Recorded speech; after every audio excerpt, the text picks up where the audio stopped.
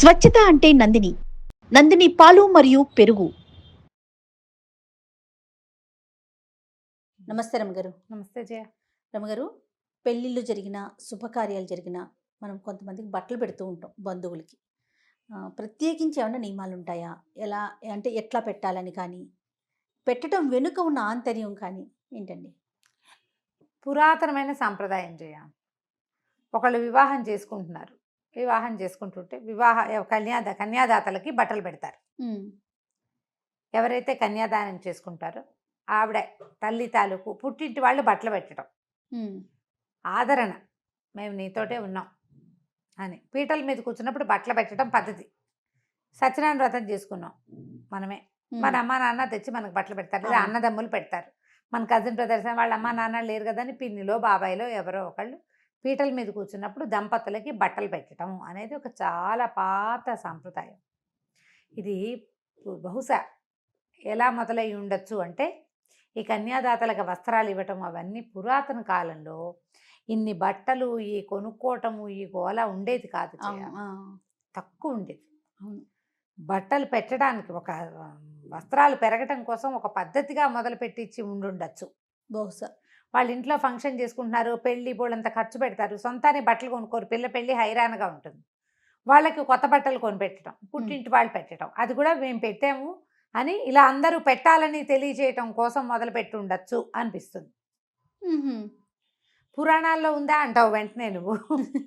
ఎక్కడా పురాణాల్లో వస్త్రాలు పెట్టినట్టుగా కథల్లో ఎక్కడా కనపడదు. ఆడపిల్లలకి పెట్టడం అని కానీ అసలు ఎక్కడా లేదు. లేదు, పిలవకుండా వెళ్ళకూడదు లాంటివే వింటుంటాం. సతీదేవి పిలవందే వెళ్ళిందని తప్ప ఈ బట్టలు పెట్టడం అనే సంప్రదాయం ఉన్నట్టే కనపడదు. ఇదివరకటి రోజుల్లో పెళ్ళి ఇవన్నీ కూడా ఒక బార్టర్ సిస్టమ్ ప్రకారం నడిచేవి. ఇప్పుడు మన ఇంట్లో పెళ్ళి కష్టపడి కూర్చుకుంటాం, మన చుట్టాలు పక్కలంతా తల ఒక 100, 200, 10, 20 రాయించేవాళ్ళు. ఈడేతలు ఉంటుంది, మా సత్యవతి వాళ్ళ ఊళ్ళో బాగా నడుస్తాయి. ఈడేతలు అంటారు. ఈడేతలని వేస్తారు. వేసాక వాళ్ళ అమ్మాయి పెళ్ళి వచ్చింది అనుకో, మనం అట్లాగే ఇప్పుడు వాళ్ళు వేయేసారు మనకి, మనం వాళ్ళు వేసిందే మనం వేయకూడదు. రోజులు గడిచే 2-3 ఏళ్ళు ఇంకో 200 ఇంకో 500 మన శక్తి అనుసారం పెంచాలి. గిఫ్ట్ ఇవ్వటం గారు, గిఫ్ట్లు అంతే. ఇప్పుడు ఏంటంటే మన ఖర్చులకి సరిపడా వాళ్ళ ఇంటి నుంచి మనకు డబ్బు వస్తుంది, అందరిళ్ళ నుంచి. వాళ్ళ ఇంట్లో పెళ్ళప్పుడు అందరితో పాటు మనం కూడా వాళ్ళకి వేస్తాం. సూపర్. అట్లా పిల్లలు పెద్దవాళ్ళు అయినప్పుడు వాళ్ళకి కావాల్సిన వస్తువులు అవి అమర్చడానికి పింతలు వాళ్ళు వీళ్ళు చుట్టుపక్కల అందరూ కలిసి తలా ఒక చెయ్యి వేయటం అనేది ఒక పద్ధతి. గిఫ్ట్లు రాసుకోవటం ఉంటుందా? ఎందుకు రాసుకుంటారు? మళ్ళీ మనం ఇచ్చేటప్పుడు వాళ్ళు గుర్తుండాలి, ఏమి ఇచ్చారో చూసుకుని ఇవ్వడం కోసం.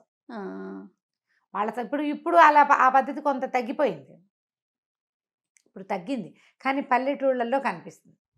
అప్పుడు ఏం చేసేవాళ్ళు అంటే మేనమామలు, తర్వాత బాబాయిలు అందరూ కన్యాదానం చేసుకుంటున్నారు, వీళ్ళకి బట్టలు పెట్టాలని పెడితే మళ్ళీ మన బాబాయ్ మాకు బట్టలు పెట్టాడు, బాబాయ్ శుభకార్యం చేసుకున్నాడు, మనం కూడా పెట్టాలి, మనం కూడా పెట్టుకెళ్ళి పెడతాం. జనరల్గా ఇలా జరుగుతాయి. ఇప్పుడు మన ఇంట్లో పెళ్ళైతే మనం మన వాళ్ళందరికీ బట్టలు పెట్టుకుంటున్నాం. ఇది ఎట్లా వచ్చింది? మనకు శక్తి కలిగి ఉండి అందరికీ బట్టలు పెట్టి ఆదరించడం, మీరు మీ వల్ల మా అమ్మాయి పెళ్ళి సుసంపన్నం అయ్యింది అని ప్రేమ, మన ఆపేక్షని తెలియజేయటం కోసం బట్టలు పెట్టడం అంతే. ఇది సందర్భం. సాధారణంగా గృహప్రవేశాలు, పెళ్ళిళ్ళు, సత్యనారాయణ వ్రతాలు, ఈ 3 సార్లు పీటల మీద కూర్చున్నప్పుడు పీటల మీద కూర్చున్న వాళ్ళకి బట్టలు పెట్టడం, ఫంక్షన్ చేసుకునే వాళ్ళు తమ వాళ్ళకి బట్టలు పెట్టుకోవటం. ఇది కాకుండా ఆడపిల్లలకి బట్టలు పెట్టడం, ఆడపిల్లలకి అల్లుళ్ళకి పండక్కి పిలిచి అల్లుడికి కూతురికి బట్టలు పెట్టడం, పిల్ల కడుపుతో ఉంది సీమంతానికి చీర పెట్టడం, దొంగచలివిడి పెట్టడం అంటారు. 3వ నెలలో ఎవరికి తెలియకుండా తల్లి పిల్లనే ఉంటారు, చలివిడి పెడతారు, కొత్త చీర కట్టిస్తారు, కొత్త బట్ట కట్టించడం. మన ఇంటికి వచ్చి వాళ్ళు చక్కగా అన్నం తిని పండుగలకు కూడా బట్టలు పెట్టడం. పండగకు వచ్చారు మన ఇంటికి, కొత్త బట్టలు కట్టుకుని సంతోషంగా వెళ్ళడం. కొత్త బట్ట కట్టుకుంటే సంతోషం రాదు, అవును కదా? ఆ సంతోష పెట్టడం అనే పాయింట్ కోసం ఇది మొదలు పెట్టుకునేవారు. ఓకే. ఇంకా ఉన్నాయి సందర్భాలు. పండగలు కాకుండా ఇప్పుడు పుట్టినరోజులు కొని పెడతాము, అన్నిటికీ గిఫ్ట్లు. మన ఇంటికి ఎవరైనా వచ్చి 10 రోజులు ఉన్నారు, వెళ్ళేటప్పుడు బట్టలు పెట్టి పంపించడం. ఆడపడుచులకి, మన మేనత్తలకు బట్టలు పెట్టడం మనకు కూడా తెలుసు, అవును. ఆడపిల్లలకి పెడతారు. ఇప్పుడు ఈ కన్నప్పుడు డెలివరీ అయిన తర్వాత అయ్యాక బారసాలో ఏదో చేసుకుంటారు, సీమంతానికి పెట్టిన తర్వాత వాళ్ళు బారసాలకి భార్య భర్త కూర్చొని నామకరణం చేసుకుంటారు, అప్పుడు పుట్టింటి వాళ్ళు బట్టలు పెడతారు. ఇదివరకటి రోజుల్లో ఆడపిల్లలకి ఆస్తులు ఇచ్చేవాళ్ళు కాదు జయ. ఉమ్, ఏమీ లేదు, పిల్లకి పెళ్లి చేస్తే పిల్ల ఈడపిల్ల కాదు ఆడపిల్ల, అందుకే కదా ఆడపిల్ల పేరు. ఉమ్, ఆడది, ఆడదాయి, ఉమ్, పేర్లు అవే కదా. ఈ ఆడపిల్ల పేరు అదే, అందుకే వచ్చింది ఆడ మనిషి. అక్కడ మనిషి ఇక్కడది కాదు. ఈ పిల్లని 8 ఏట 9 ఏట 10 ఏట పెళ్లి ఆ, చేసేవాళ్ళు. ఇంకా ఆ పిల్లకి ఇంటి నుంచి ఏమొస్తాయి, ఇలా బట్టలు పెట్టడం, ఏమైనా పచ్చళ్ళు గిచ్చళ్ళు సంబంధ పెట్టి బాంధవ్యాలు ఉండాలి అనేసి. ఉండాలని, పిల్లని ఆదరింపు కోసం. మన ఇంట్లో మగపిల్లల పెళ్ళిళ్ళు అయితే ఆడపిల్లలకి ఆడపడుచుకి లాంఛనాలు ఇవ్వటం, అమ్మాయికి బట్టలు పెట్టాం, వాళ్ళు పెడతారు మనము పెడతాం. ఏదైనా కలిగి ఉన్న వాళ్ళు బంగారాలు వెండి వెండి వెండి బిందె అమ్మాయికి ఇవ్వాలి. ఆ, అన్నయ్య పెళ్ళికి ఇచ్చిన పానక బిందె అమ్మాయికి ఇవ్వటం, ఆడపిల్లలకి ఇవ్వటం. అన్నయ్య ఒక ఇల్లు కట్టుకుంటే ఆ గృహప్రవేశం చేస్తే ఆ గిన్నె, ఆ పాయసం ఉండిన గిన్నె ఆడపిల్లకి వెళ్తుంది, ఆ మంచినీళ్ళ బిందె ఆడపిల్లకి వెళ్తుంది. అమ్మాయిల్ని మనతో పాటు ఉంచుకోవటం కోసం ఈ పందాలు, వాళ్ళని సంతోషపెట్టాలి ఇక్కడ పుట్టిన పిల్లల్ని. వాళ్ళు మా నిదాన్ని బడి ఏడుస్తూ వీళ్ళంతా హాయిగా ఉన్నారు, నన్ను ఇక్కడ ఎక్కడో పెళ్లి చేశారు, నాకేమీ లేదు ఆ ఇంట్లో అని బాధపడకుండా. వాళ్ళు ఫీల్ అవ్వకుండా ఉండటం కోసం మనకి కలిగింది వాళ్ళకు కూడా కొంత పెడుతూ ఉండటం. క్రమంగా దాన్ని ఏం చేశారు, భగిని హస్త భోజనాలు లాంటి పండగలు కూడా ఆ, వచ్చినాయి. అవును. మళ్ళీ ఆడపిల్లల్ని పిలవడం ప్రత్యేకంగా. ఏడాది లోపల మళ్ళీ పురిటి మంచం చూడాలని ఒకసారి తీసుకొచ్చి పసుపు కుంకం సారే అవి పెట్టి పంపిస్తారు. సందర్భానుసారంగా వాళ్ళ పిల్ల పెద్దదైంది, పెద్దదైన పిల్లకి ఏమైనా పట్టుకెళ్ళి ఇవ్వటం. ఉమ్, ఇలా బట్టలు పెట్టే సాంప్రదాయాలు మనకి ముందు కాలం నుంచి వచ్చినాయి. ఇది ఆదరణ, మన ప్రేమని తెలియజేయటము, వాళ్ళని సంతోషపెట్టడం. అంతే. ఇది కాకుండా ఇంకొక సందర్భంలో బట్టలు పెడతారు. ఇది ఇప్పుడు అన్ని సంతోషాలు కదా. అవునవును. మరణించినప్పుడు అవును. మా ఒక కమ్యూనిటీలో అనుకుందాం, మా అనడానికి వీల్లేదు, ఒక్కో కమ్యూనిటీలో ఒక్కో రకంగా చేస్తారు. ఈ 12 రోజులు కర్మలు చేసే చోట అయితే 12వ రోజున ఆదరింపు బట్టలు పెడతారు. మేనమామలే పెడతారు, మామగారులు మేనమామలు పెడతారు సాధారణంగా. ఉమ్, ఆడపిల్ల పుట్టింటి వాళ్ళు అల్లుళ్ళకి బట్టలు పెడతారు, లేదా మేనమామలు, ఆ తల్లి పుట్టింటి వాళ్ళు.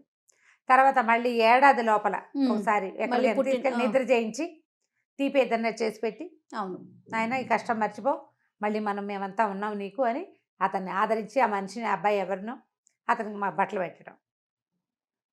మళ్ళీ తర్వాత సంవత్సరికాలు చేస్తారు. సంవత్సరికం అయిన తర్వాత కూడా మళ్ళీ మేనల్లుళ్ళకి బట్టలు పెడతారు, భార్యాభర్తలకు. ఇందులో బియ్యంకులకు పెట్టే ఉంటాయి. ఇవన్నీ మన మర్యాదని తెలియజేయటం. బట్టలు పెట్టడం అంటే మన మర్యాదని తెలియజేయటం. దీనికి ప్రధానమైన పద్ధతులు ఏంటంటే ప్రోటోకాల్ పాటించాలి. ఒక ఆవిడ భార్యాభర్త పీటల మీద కూర్చున్నారు, ఆ అమ్మాయి పుట్టింటి వాళ్ళు పుట్టింటి వాళ్ళు బట్టలు అని పిలుస్తుంటారు. మనకి బ్రహ్మగారు ఎవరుంటే ఆయన, పురోహితులు ఉంటారు కదా, పుట్టింటి వాళ్ళు బట్టలు అంటే మొట్టమొదట పుట్టింటి వారు పెట్టాలి. ఆ తర్వాత ఇంకెవరు పెట్టినా పర్వాలేదు. ఆ పుట్టింటి వాళ్ళ బట్టలు వీళ్ళే తెచ్చుకున్నారు, ఎవరు రాలేదు.